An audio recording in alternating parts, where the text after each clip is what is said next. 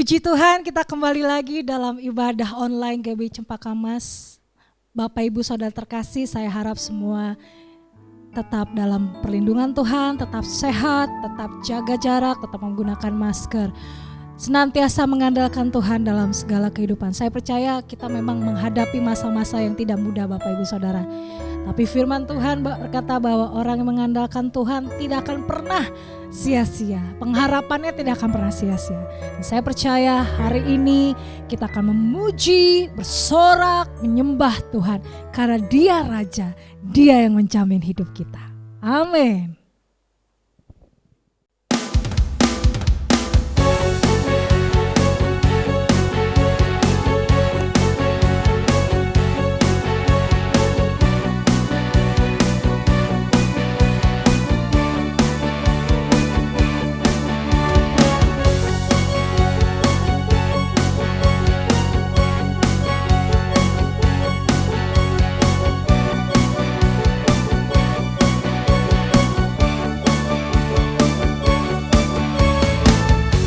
Bersyukurlah kepadanya, bawalah pujian bagi Dia, karena Dia Raja, Dia yang perkasa. Tuhanlah kekuatanku, mazmur dan keselamatanku, Dia penolongku yang beri hidupku.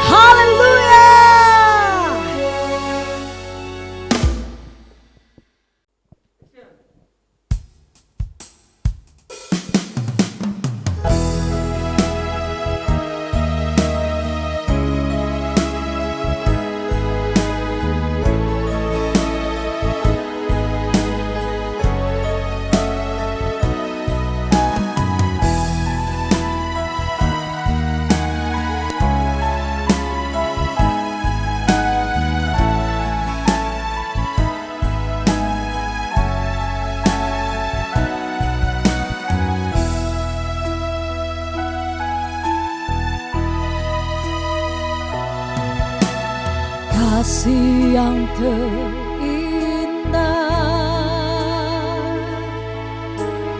hati yang mulia, hanya ku temukan di dalam-Mu, Yesusku. Pujian dari hatiku selalu di setiap waktuku, tiada pernah berubah kasih-Mu.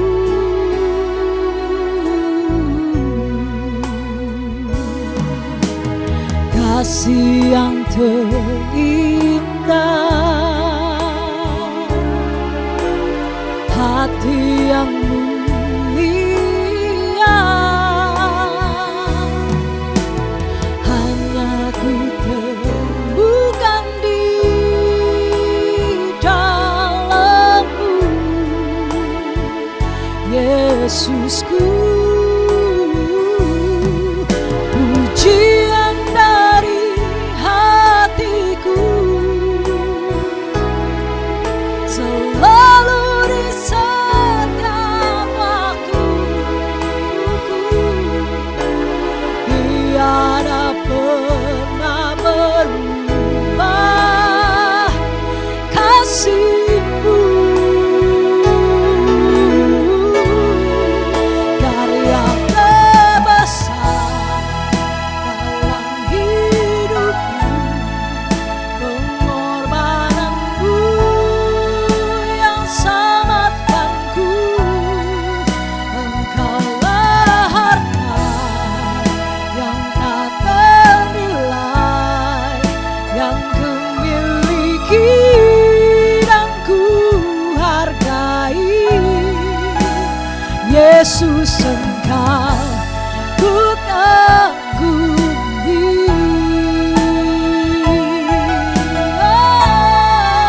Karya terbesar dalam hidupku, pengorbanan-Mu yang selamatkanku.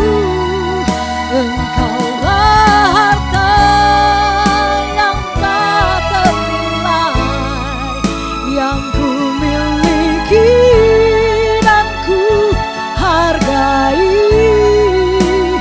Yesus, Engkau ku kagumi. Yesus, Engkau ku kagumi. Yesus, Engkau ku kagumi.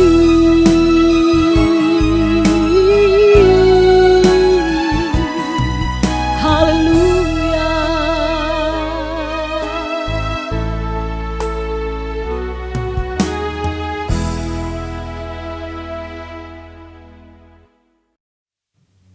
Shalom semuanya. Ketika Tuhan Yesus ditanya oleh murid-muridnya akan tanda kedatangannya dan tanda kesudahan dunia ini, maka salah satu dari tanda itu adalah penyakit sampar yang bisa kita sebutkan sebagai pandemi COVID-19. Jadi pandemi COVID-19 adalah bagian dari tanda kedatangan Tuhan Yesus di awan-awan untuk menjemput gerejanya. Ada yang berkata bahwa penyakit sampar sudah terjadi berulang-ulang. Malah pada tahun 1918 sampai dengan 1920 ada wabah flu Spanyol yang menyebabkan 50 juta orang meninggal. Tetapi Tuhan Yesus belum datang. Jangan-jangan setelah pandemi COVID-19 Tuhan Yesus juga tidak akan segera datang. Kalau kita bicara Tuhan Yesus tidak segera datang, ini tidak sesuai dengan yang dikatakan Tuhan Yesus dalam kitab Wahyu. Dalam kitab Wahyu, Tuhan Yesus berkata, "Aku datang segera sebanyak 4 kali. Dan waktunya sudah singkat, waktunya sudah dekat sebanyak 2 kali." Jadi kalau Tuhan Yesus berkata, aku datang segera 2000 tahun yang lalu, apalagi hari-hari ini, pasti lebih segera lagi. Hati-hati, jangan terjebak menjadi pengejek-pengejek yang dengan ejekannya berkata, di mana janji kedatangannya itu? Dari dulu keadaan tetap seperti ini.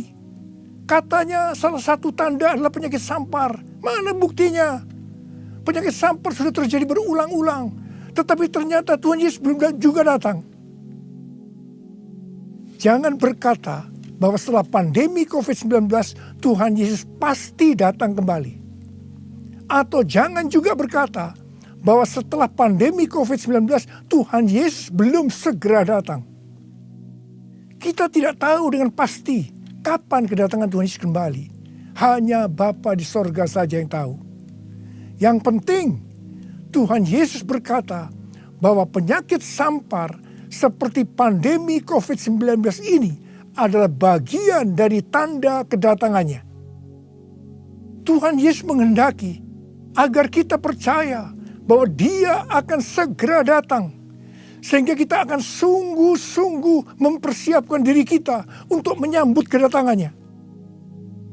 Saya percaya bahwa sikap orang percaya dari zaman ke zaman yang melihat dan mengalami malapetaka, mungkin itu perang, mungkin itu bencana alam, termasuk penyakit sampar, akan berkata bahwa Tuhan Yesus akan datang segera. Sebagai contoh, Bapak Gereja yang bernama Cyprianus, yang adalah uskup gereja Kartago pada zaman Kekaisaran Romawi, yang mengalami pandemi pada tahun 250 sampai 271 Masehi. Pada saat itu di Roma saja sekitar 5.000 orang meninggal per hari. Cyprianus menyebutkan bahwa pandemi tersebut sebagai akhir zaman. Memang ini terbukti keliru. Akan tetapi dari sisi yang lain kita melihat keyakinannya bahwa ini adalah akhir zaman justru membuat terjadinya kebangunan rohani. Gereja terlibat dalam pelayanan sosial diakonia yang dahsyat. Melihat itu banyak orang menjadi percaya dan gereja berkembang pesat. Jadi setiap zaman seolah-olah Tuhan menciptakan situasi, apakah itu perang, bencana alam, kelaparan, termasuk penyakit sampar, agar perkataan Tuhan Yesus, aku datang segera itu, selalu ada di dalam hati orang percaya. Sehingga mereka selalu dalam kondisi berjaga-jaga, melakukan amanat agung Tuhan Yesus, sehingga penuaian jiwa besar-besaran terjadi. Demikian juga dengan adanya pandemi COVID-19 ini, Tuhan menghendaki gerejanya, yaitu kita-kita ini, bergerak menyelesaikan amanat agung sebelum Tuhan Yesus datang kembali. Sejak tahun 2009, setelah Tuhan berbicara dengan begitu serius kepada saya tentang aku datang segera, saya selalu memperkatakan hal ini. Saya selalu mengingatkan agar kita lebih intim dengan Tuhan. Hari-hari ini pesan Tuhan kepada kita adalah kembali kepada kasih mula-mula. Ingat, kita adalah calon mempelai wanita dari Kristus. Sang mempelai pria akan datang dengan segera untuk menjemput kita. Kita harus mempersiapkan diri dengan kembali kepada kasih yang mula-mula.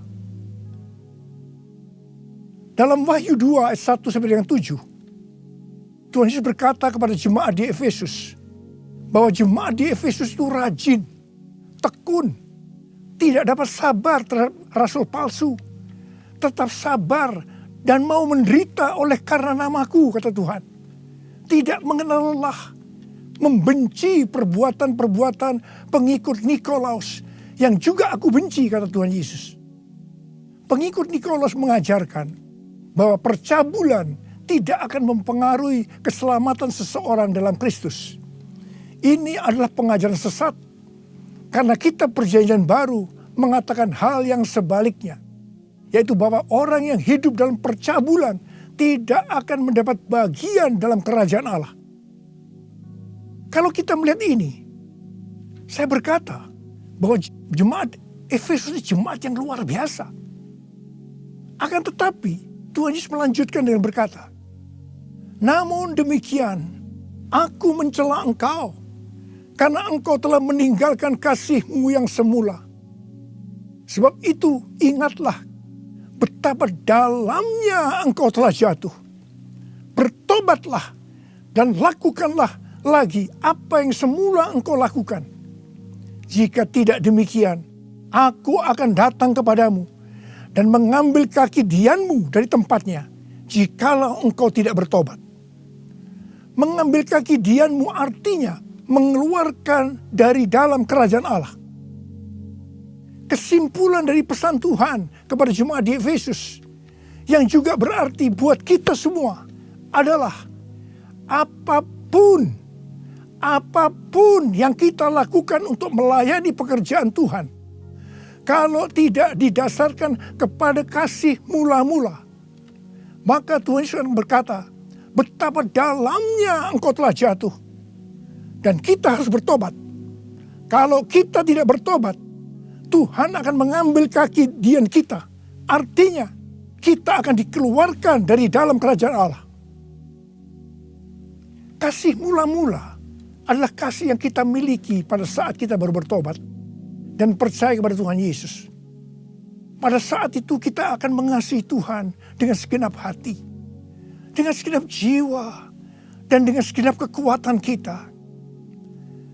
Pengalaman saya pada waktu itu adalah keinginan untuk selalu berdoa. Keinginan untuk memuji dan menyembah Tuhan. Keinginan untuk membaca Alkitab. Keinginan untuk hidup kudus. Keinginan untuk melayani Tuhan.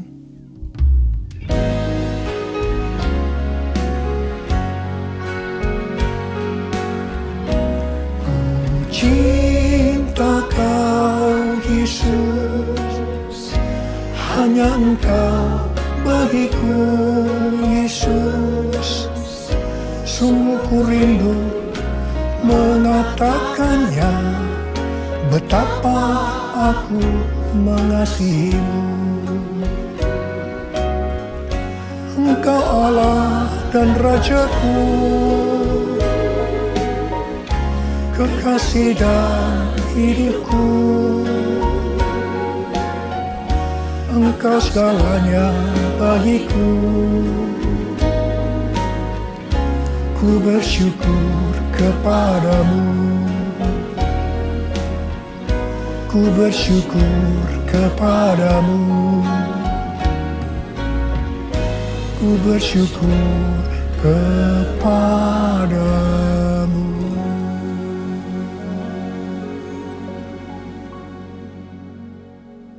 Kalau kita melihat proses keselamatan, maka proses keselamatan terdiri dari 3 tahap. Tahap yang pertama adalah proses justification, yang artinya pembenaran. Tahap yang kedua adalah proses sanctification, yang artinya pengudusan. Tahap yang ketiga adalah proses glorification, yang artinya pemuliaan atau pengangkatan. Pada proses pertama, yaitu proses justification atau pembenaran, kita bertobat dan percaya kepada Tuhan Yesus. Kita mengalami kelahiran baru. Kita mengalami kasih mula-mula. Setelah itu kita memasuki tahap yang kedua, yaitu proses sanctification atau pengudusan. Dalam proses ini, kita akan dikuduskan terus-menerus oleh Roh Kudus dan firman Allah. Sehingga kita menjadi serupa dengan gambarnya, yaitu menjadi murid Tuhan Yesus. Setelah itu, kita akan masuk dalam proses yang ketiga, yaitu glorification, yang artinya pemuliaan atau pengangkatan. Jadi, yang diangkat itu adalah mereka yang menjadi serupa dengan gambar Yesus, yaitu murid Tuhan Yesus. Pada waktu memasuki proses sanctification atau pengudusan ini, dengan berbagai macam alasan, kualitas kasih kita kepada Tuhan, yang tadinya penuh dengan kasih yang mula-mula, bisa berubah menjadi seperti yang terjadi pada jemaat di Efesus. Saya pribadi juga mengalami seperti yang terjadi pada jemaat di Efesus. Tetapi melalui pengudusan secara terus-menerus oleh Roh Kudus dan firman Allah, juga disertai dengan proses yang menyakitkan, saya kembali kepada kasih mula-mula sampai dengan hari ini. Haleluya. Saya akan bertanya kepada saudara, bagaimana kualitas kasih saudara kepada Tuhan? Saya mau mengajak saudara untuk melihat kualitas kasih kita kepada Tuhan melalui kitab Kidung Agung. Kitab Kidung Agung merupakan satu-satunya kitab di Alkitab yang khususnya membahas kasih yang unik di antara dua orang mempelai, yaitu antara Salomo dengan gadis Sulam yang dipercaya dia adalah istri pertama dari Salomo. Karena beberapa nats penting dalam Perjanjian Baru melukiskan kasih Kristus bagi gerejanya dengan memakai hubungan pernikahan, maka kitab Kidung Agung dapat dipandang sebagai melukiskan kasih yang ada di antara Kristus dengan mempelainya, yaitu gerejanya, yaitu kita-kita ini. Sama halnya dengan iman kita yang harus bertumbuh. Demikian juga kualitas kasih kita kepada Tuhan harus bertumbuh. Secara sederhana, kitab Kidung Agung ini menggambarkan 3 tingkat kualitas kasih. Dan ini juga menunjukkan tingkat kualitas kasih kita dengan Tuhan. Tingkat kualitas kasih yang pertama terdapat dalam Kidung Agung 2 ayat 16 yang berkata, "Kekasihku, kepunyaanku, dan aku kepunyaan dia." Dalam hubungan kita dengan Tuhan, kita bisa berkata begini, Tuhan milikku, aku miliknya Tuhan. Tingkat kualitas kasih yang kedua terdapat dalam Kidung Agung 6 ayat 3 yang berkata, "Aku kepunyaan kekasihku, dan kepunyaanku kekasihku." Dalam hubungan kita dengan Tuhan, kita bisa berkata begini, aku milik Tuhan, Tuhan milikku. Tingkat kualitas kasih yang ketiga terdapat dalam Kidung Agung 7 ayat 10 yang berkata, "Kepunyaan kekasihku aku." Dalam hubungan kita dengan Tuhan, kita bisa berkata, aku milik Tuhan. Tingkat kualitas kasih yang pertama bisa dikatakan ini adalah kasih yang egois. Karena yang dikedepankan itu, Tuhan adalah milikku, baru aku milik Tuhan. Maka yang selalu dipikirkan hanya soal diberkati. Jadi karena Tuhan milikku, berkati aku dong Tuhan. Biasanya jarang bertanya kepada Tuhan tentang apa yang dikehendaki Tuhan dalam setiap rencana atau langkah yang akan dilakukan. Jadi kalau dia punya rencana, langsung akan minta supaya Tuhan memberkati. Biasanya juga jarang menyinggung tentang apa yang harus kita lakukan untuk melayani Tuhan. Itu tingkat yang pertama. Tapi tingkat kualitas kasih yang kedua bisa dikatakan sebagai kasih bersyarat. Aku milik Tuhan. Tuhan adalah milikku. Sekarang yang dikedepankan adalah aku miliknya Tuhan. Baru setelah itu Tuhan adalah milikku. Berarti mulai ada satu peningkatan. Di sini mulai ada menyinggung tentang melayani Tuhan. Tetapi dengan syarat. Supaya Tuhan memberkati. Jadi motivasi mau melayani karena mau diberkati Tuhan. Itu tingkat kualitas kasih yang kedua. Tetapi sekarang tingkat kualitas kasih yang ketiga. Inilah yang disebutkan kasih yang tidak egois. Kasih yang tidak mementingkan dirinya sendiri. Ini adalah kasih yang semula. Aku milik Tuhan. Titik. Tidak ada embel-embelnya lagi. Mereka yang memiliki kasih mula-mula akan berkata, aku milik Tuhan. Bukan milikku sendiri. Aku ini adalah milik Tuhan. Aku sudah dibeli. Dan harganya telah lunas dibayar. Aku dibeli dengan harga yang mahal. yaitu dengan darah Yesus. Mereka yang memiliki kasih mula-mula akan berkata, jika aku hidup untuk Tuhan. Dan jika aku mati untuk Tuhan. Jadi baik hidup atau mati, aku adalah milik Tuhan. Mereka yang memiliki kasih mula-mula akan berkata, aku hidup, tetapi bukan lagi aku sendiri yang hidup, melainkan Kristus yang hidup di dalam aku. Hidupku bukannya aku lagi, tapi Yesus dalamku. Hidupku bukannya aku lagi, tapi Yesus dalamku. Yesus hidup, Yesus hidup dalamku. Hidupku bukannya aku lagi, tapi Yesus dalamku, tapi Yesus dalamku. Orang yang memiliki kasih mula-mula sudah tidak memikirkan lagi tentang diberkati atau tidak diberkati oleh Tuhan.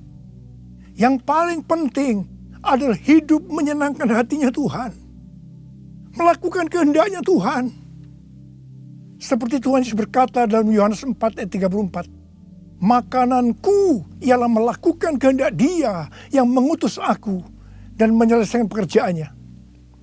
Makanan adalah sesuatu yang sangat vital dalam hidup ini. Mendapatkan makanan adalah motivasi manusia dalam bekerja atau berusaha. Dan Tuhan Yesus mengajarkan kepada kita bahwa yang paling penting dalam hidup ini, artinya fokus hidup kita adalah melakukan kehendak Bapa, bukan kepada makanan, meskipun makanan itu perlu. Orang yang memiliki kasih mula-mula akan melayani Tuhan seperti yang terdapat dalam Roma 14 ayat 17 dan 18 yang berkata, sebab kerajaan Allah bukanlah soal makanan dan minuman, tetapi soal kebenaran, damai sejahtera, dan sukacita oleh Roh Kudus. Karena barang siapa melayani Kristus dengan cara ini, ia berkenan kepada Allah dan dihormati oleh manusia. Orang yang memiliki kasih mula-mula akan selalu berkata, sebab engkau baik, bahwasanya untuk selama-lamanya kasih setiamu.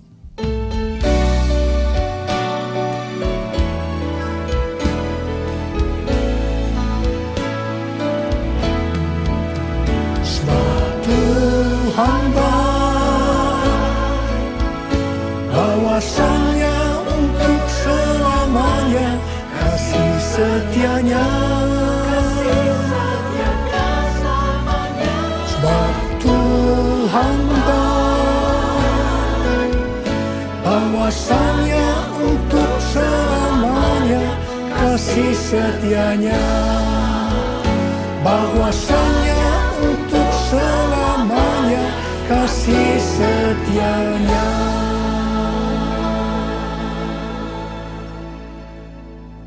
Pujian ini diajarkan oleh Daud dan terus dinyanyikan setelah zaman Daud.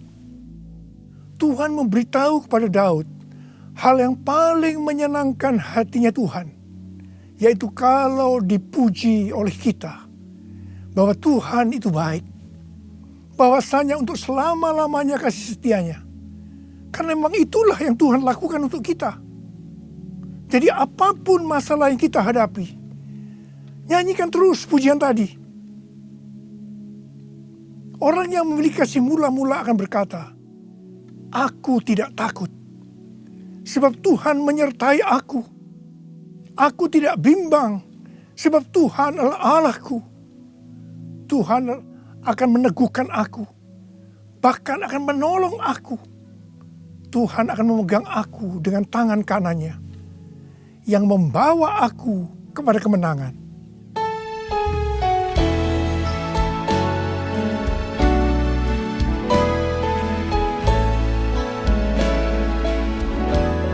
Ku tidak takut, sebab Kau besertaku. Aku tidak bimbang, sebab Engkau Allahku.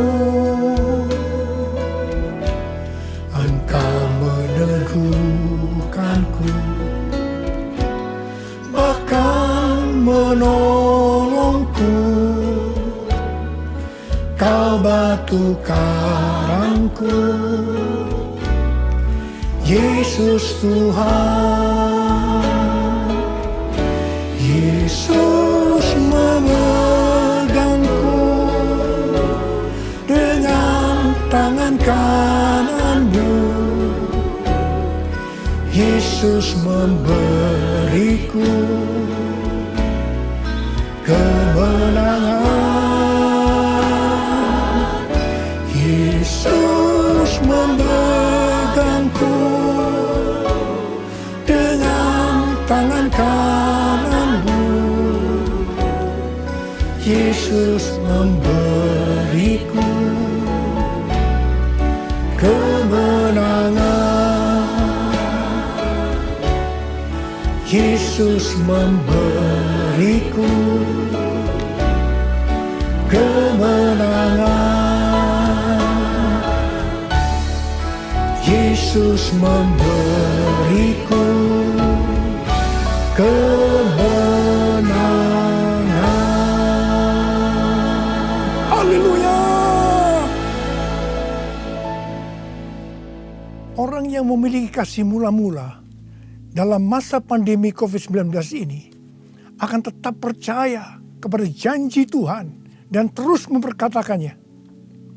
Orang yang memiliki kasih mula-mula akan berkata, Tuhan, saya mau menyelesaikan amanat agung dengan kuasa dari Roh Kudus, yaitu Pentakosta yang ketiga. Tuhan, saya berjanji untuk memakai mulut ini hanya berbicara tentang firman Tuhan, bukan yang lain-lain.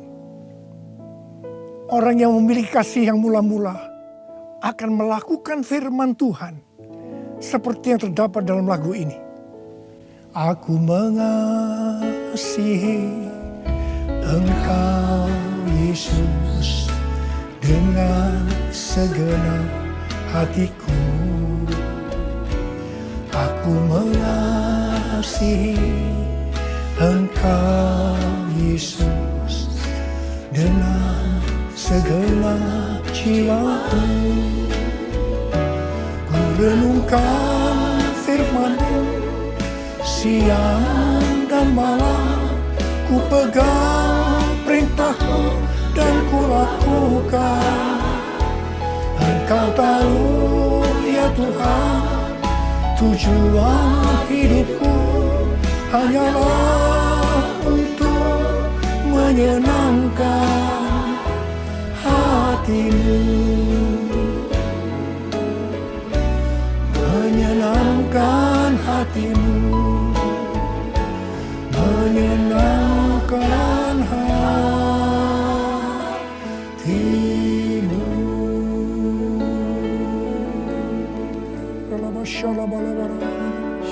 Mari angkat tangan saudara, sembah Dia, sembah Tuhan Yesus. Sembah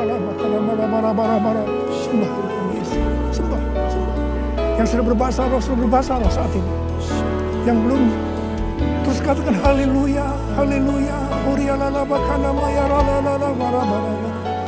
Oh rarabasande, ikhalalama yarala bala bala bala bala bala bala bala bala bala bala bala.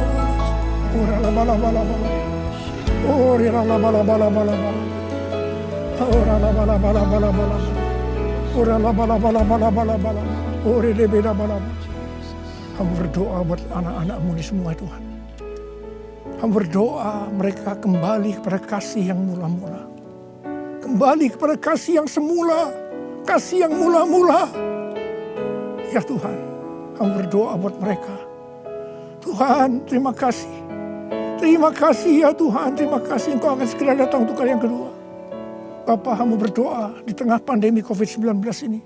Anak-anak-Mu yang mengalami bermacam-macam masalah. Engkau yang tolong mereka ya Tuhan. Tolong ya Tuhan.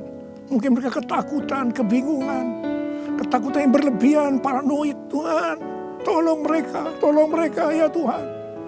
Yang terpapar dengan COVID-19 sakit Tuhan. Dalam nama Yesus, aku sekarang perintahkan COVID-19, kau keluar. Sembuh dalam nama Yesus. Sembuh dalam nama Yesus. Sembuh dalam nama Yesus. Oh Tuhan, terima kasih. Katakan terima kasih. Terima kasih ya Tuhan. Terima kasih ya Tuhan. Terima kasih. Terima kasih ya Tuhan. Terima kasih. Oh rala bara bara bara bara bara. Terima kasih. Oh rala bara bara bara. Terima kasih. Dalam nama Yesus. Dalam nama Yesus. Amin. Mari saudara-saudara, kita akan masuk dalam perjamuan kudus. Kita akan mengingat ayat ini. Sebab setiap kali kamu makan roti ini dan minum cawan ini, kamu memberitakan kematian Tuhan sampai Ia datang. Perjamuan kudus adalah perjamuan Tuhan Yesus sendiri. Setiap kali kita masuk dalam perjamuan kudus, Tuhan Yesus selalu berkata, biarlah ini menjadi peringatan akan daku. Karena itu mari arahkan hati kita kepada Tuhan. Kita akan mengingat kebaikan Tuhan. Mari tundukkan kepala.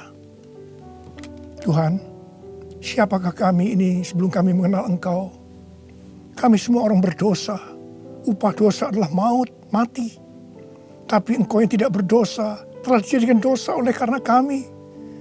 Engkau harus mati dengan penderitaan yang luar biasa ya Tuhan. Itu Engkau ya Aba. Betapa baiknya Engkau. Engkau jadikan kami sebagai anak-anak-Mu. Engkau tuntun kami, Engkau bela, Engkau lindungi, Engkau berkati. Engkau sembuhkan kami, Engkau ajar kami ya Tuhan. Engkau juga menghajar kami kalau kami salah Tuhan. Terima kasih ya Aba. Terima kasih Engkau itu. Itu adalah Engkau ya Tuhan. Tuhan Yesus akan memberkati saudara melalui perjamuan kudus ini. Tapi Tuhan mau kita makan dan minum dengan cara yang benar. Karena itu masing-masing sekarang berdoa. Lihat keadaan dirimu masing-masing. Jangan menyimpan dosa. Kalau ada dosa yang Tuhan ingatkan saat ini, langsung minta ampun. Ampuni saya Tuhan. Ampuni saya. Katakan ampuni. Ampuni ya Tuhan. Ampuni. Supaya sudah diberkati oleh Tuhan. Tuhan ampuni anak-anak-Mu. Kau melihat mereka yang sedang meminta ampun di hadapan Tuhan. Ampuni mereka. Kasihani mereka ya Tuhan. Kasihani. Layakkan kami masuk dalam perjamuan kudus. Kami akan masuk dalam perjamuan kudus dengan hati yang penuh sukacita. Hati bersyukur. Dalam nama Yesus kami berdoa. Amin. Sekarang mari angkat roti di tangan kanan saudara tinggi-tinggi. Sebab apa yang telah kuteruskan kepadamu telah aku terima dari Tuhan. Yaitu bahwa Tuhan Yesus pada malam waktu ia diserahkan mengambil roti dan sesudah itu ia mengucap syukur atasnya. Ia memecah-mecahkannya dan berkata, inilah tubuhku yang diserahkan bagi kamu. Perbuatlah ini menjadi peringatan akan aku. Sudah dikasih Tuhan, bukankah roti yang kita pecah-pecahkan ini adalah persekutuan kita dengan tubuh Kristus? Mari kita makan dalam nama Yesus.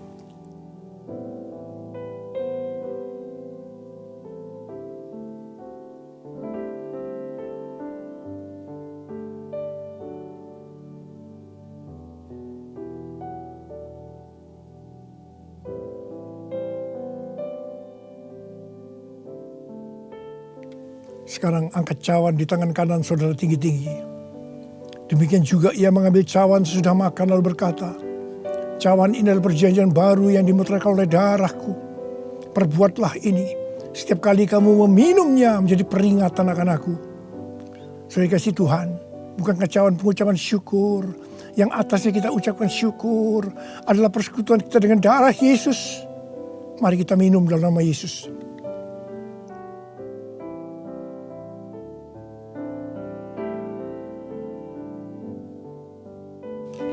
Angkat tangan saudara.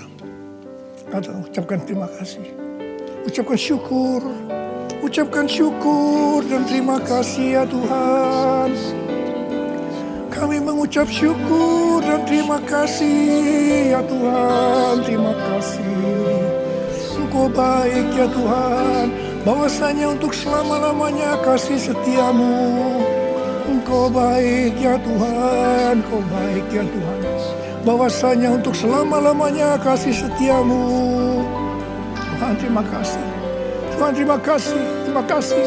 Terima pengurapan Tuhan saat ini. Angkat kedua tanganmu, terima. Urapi anak-anakmu, terima pengurapan Tuhan. Terima. Terima kasih Yesusku, terima kasih Yesusku. Puji syukur hanya bagi Tuhanku. Terima kasih Yesusku, terima kasih Yesusku. Puji syukur hanya bagi Tuhanku. Terima kasih. Terima kasih Yesusku, terima kasih Yesusku. Puji syukur hanya bagi Tuhanku. Terima kasih Yesusku, terima kasih Yesusku. Puji syukur hanya bagi Tuhanku. Puji syukur hanya bagi Tuhanku. Puji syukur hanya bagi Tuhanku.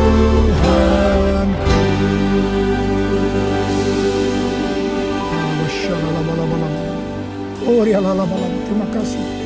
Terima kasih ya Tuhan. Terima kasih. Berkati anak-anakmu. Terimalah berkat Tuhan.